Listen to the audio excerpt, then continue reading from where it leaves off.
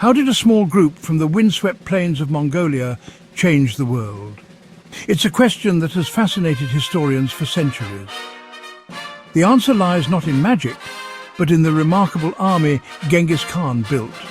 An army founded on simple, powerful ideas that reshaped continents. This isn't just a story of battles, but of cleverness, discipline, and seeing the world differently. Let's pull back the curtain of history and discover the surprising secrets of Genghis Khan's army. To truly understand the Mongol army, its unprecedented speed, its devastating power, and its innovative strategies, we must first meet its creator, the man whose vision and iron will forge this fearsome fighting machine. We need to delve into the life and times of Genghis Khan himself. Born as Temujin in 1162, amidst the rugged landscapes of Mongolia, his early life was marked by hardship, a constant battle against the elements, and the ever-present threat of rival tribes.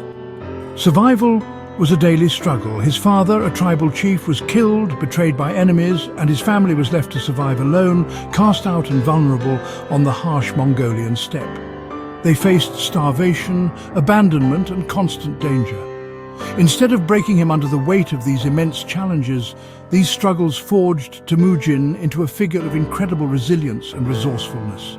He learned to adapt, to fight, and to lead. He saw firsthand that constant tribal conflict, the endless cycle of raids and revenge, weakened his people, leaving them vulnerable to external threats and hindering their progress. He dreamed of unity, a vision of a strong, unified Mongol nation that could rise above the petty squabbles and achieve greatness. Temujin valued loyalty and skill above all else, disregarding noble birth as the sole determinant of worth. He recognized talent and dedication wherever he found it. He rewarded merit, promoting those who proved themselves capable and devoted, thus building a fiercely loyal following of warriors and strategists.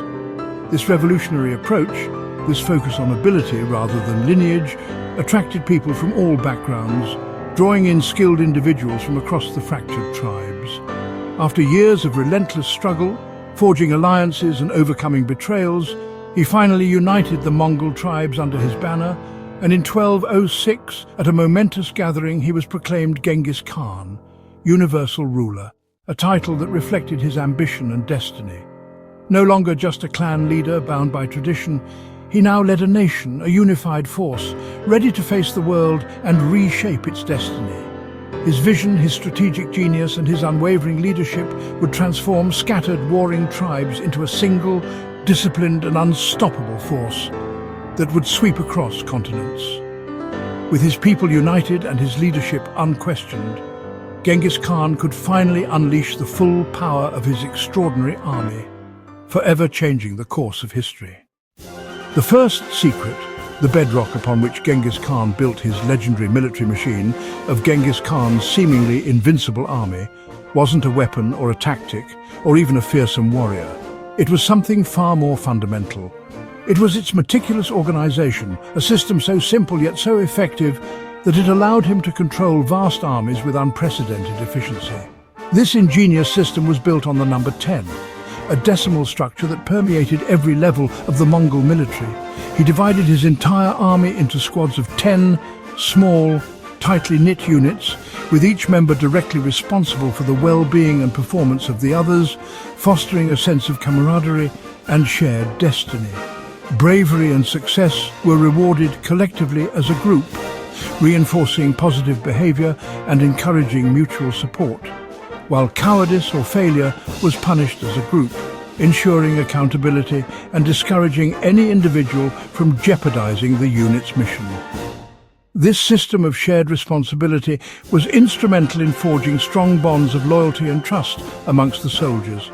10 of these squads then formed a company, creating a unit of 100 warriors, and in turn, 10 companies combined to create a battalion, a formidable force of 1,000 soldiers. Finally, 10 battalions were organized into a division, a massive contingent of 10,000 warriors ready for battle.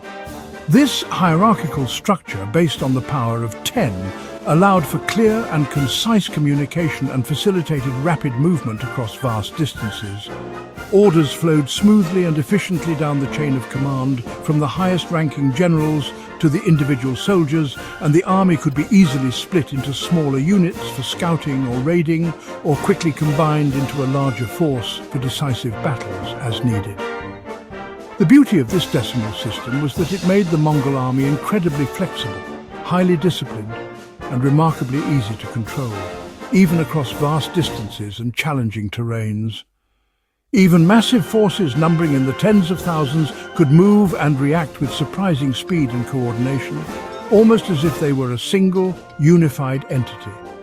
This seemingly simple idea, the power of 10, turned potential chaos into perfect order and transformed the Mongol army into a model of unparalleled efficiency and military effectiveness. This fundamental organization, this elegant structure, was the very foundation, the bedrock upon which Genghis Khan built his unstoppable power and forged the largest contiguous land empire in history. Every Mongol soldier was a master horseman, and archer skills learned from childhood. They could ride, fight, and even sleep on horseback using tough Mongolian ponies that thrived in harsh conditions. Their weapon, the composite bow, was small, powerful, and perfect for shooting from the saddle. Mongol warriors could fire accurately in any direction, even while retreating, a tactic that kept enemies off balance. Their mobility and archery made them faster and deadlier than any infantry or heavy cavalry. They struck like lightning, choosing when and where to fight, then vanished before enemies could respond. Horsemanship and archery were the heart of Mongol military power. Organization and skill were only part of the Mongol advantage. Their tactics were just as important. Genghis Khan's army used deception and psychological warfare to outsmart opponents. The feigned retreat lured enemies into traps, while encirclement tactics surrounded and destroyed them. Their speed allowed them to attack from unexpected directions and vanish before counterattacks. The Mongols used fear as a weapon. Cities that resisted faced destruction, but those that surrendered were often spared. This reputation spread quickly, convincing many to submit without a fight. Their clever strategies won battles before they began. The Mongol army was as smart as it was strong. Genghis Khan, the legendary leader, understood a fundamental truth about power. He knew that knowledge, insightful information, was as vital, if not more so, than brute strength on the battlefield. It was the unseen weapon, the strategic advantage that could turn the tide of any conflict. To gain this crucial edge, he sent forth spies and scouts ahead of his main forces. These were not merely observers, but highly trained individuals tasked with gathering critical intelligence. Their mission was to meticulously gather intelligence on every aspect of the lands they were to conquer: the terrain, the strengths and weaknesses of their enemies, and the complex political landscape of the regions. They sought to understand the alliances, the rivalries, and the potential for exploiting divisions. This wealth of information, painstakingly collected and analyzed, allowed the Mongols to plan their routes with precision, anticipating challenges and avoiding potential pitfalls. They could strategically set ambushes, luring their enemies into carefully prepared traps, maximizing their own advantages while minimizing their risks. And, most importantly, they could exploit enemy weaknesses, targeting vulnerabilities in their defenses, their supply lines, or their morale, ensuring a swift and decisive victory. To further enhance their informational advantage, they established the YAM, a vast and sophisticated relay network comprised of strategically located stations stocked with fresh, rested horses. This ingenious system enabled messages, orders, and vital intelligence to travel hundreds of miles in a single day, a feat unheard of in that era. This rapid communication network allowed Mongol generals to effectively coordinate their armies across vast distances, maintaining a unified and responsive fighting force. Beyond its military applications, the YAM also provided invaluable support to merchants and diplomats traversing the Mongol Empire. This facilitated trade, fostered diplomatic relations, and ultimately played a crucial role in tying the sprawling empire together, creating a cohesive and interconnected realm. Thanks to their intelligence gathering and communication infrastructure, the Mongol army could see, hear, and react to threats and opportunities far faster than any of their rivals. In essence, information was their secret weapon, the key to their unparalleled success on the battlefield. and their ability to build and maintain a vast empire. In a world where news traveled at a snail's pace, where days or even weeks could pass before information reached its destination, the Mongols, with their innovative systems and unwavering focus on intelligence, moved at the speed of thought, giving them an insurmountable advantage over their adversaries. The Mongols were not just conquerors, they were builders. After conquest, they established the Pax Mongolica, a period of peace and stability across Asia. The Silk Road flourished under their protection, allowing safe travel and trade from Europe to China. The Mongols were tolerant of religions and cultures, encouraging the exchange of ideas and technology. They brought together engineers, doctors and scholars from across their empire. Innovations like gunpowder, printing and the compass spread westward, while science and art travelled east. The world became more connected, laying the groundwork for the Renaissance and a new global age. The Mongol Empire was a bridge between worlds. Why does the story of Genghis Khan's army matter today? Their lessons are timeless leadership, teamwork, and the power of good ideas. The decimal system teaches us about responsibility and unity. Every team member matters. Genghis Khan's meritocracy reminds us to value skill and character over background. Their openness to new ideas and fast communication mirrors our own connected world.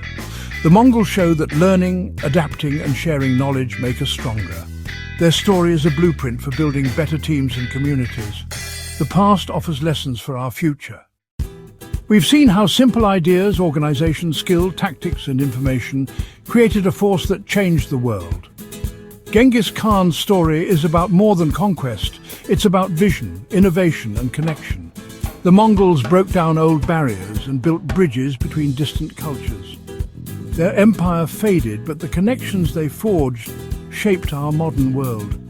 Today we have even greater tools to unite people: technology, science and instant communication. The question is, how will we use them? What kind of world will you help build?